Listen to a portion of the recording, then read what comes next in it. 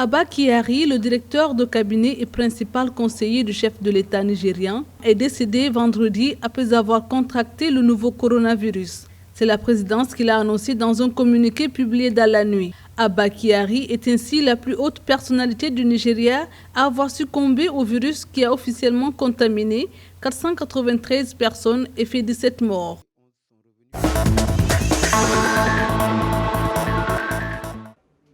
Au moins 6 blogueurs et journalistes ont été arrêtés au cours de ces derniers jours pour avoir, d'une manière ou d'une autre, enfreint les règles du confinement. Des arrestations qui n'ont, selon les autorités, pas de lien avec leur activité journalistique. Dans un tweet, Reporters sans frontières assure être préoccupé par le sort des journalistes et blogueurs encore en prison et annonce inquiéter sur les circonstances de ces arrestations.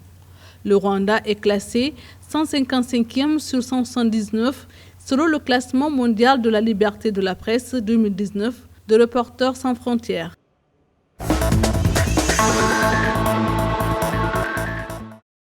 Le port de masque, même artisanal, sera obligatoire à Kinshasa à partir de la semaine prochaine. La décision a été annoncée samedi à l'issue d'une réunion pilotée par le Premier ministre.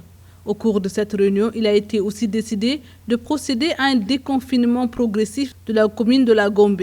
Cette municipalité, considérée comme l'épicentre de Covid-19 à Kinshasa, a été coupée du reste de la ville depuis le 6 avril.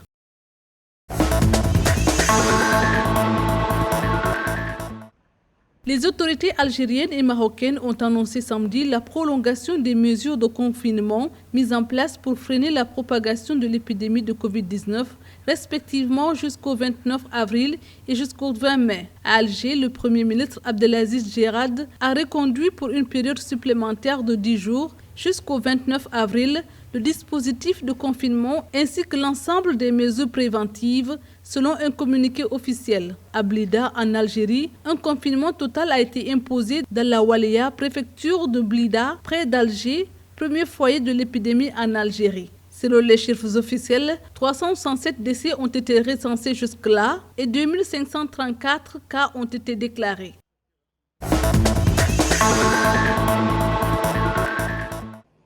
En Afrique du Sud, l'insuffisance alimentaire s'est brusquement détériorée avec le confinement anti-coronavirus en vigueur depuis 3 semaines, prolongé par le président Cyril Ramaphosa jusqu'en fin avril. Résultat, de nombreux habitants des townships et bidonvilles ayant perdu leur emploi du jour au lendemain, l'accès à la nourriture devient encore plus problématique et exacerbe les tensions. Les autorités ont bien mis en place une distribution de nourriture pour les plus vulnérables, mais de nombreux Sud-Africains tardent à recevoir ces colis, pourtant vitaux, comme dans la région du Cap. Des heurts avec la police et des pillages éclatent ainsi dans ces quartiers pauvres.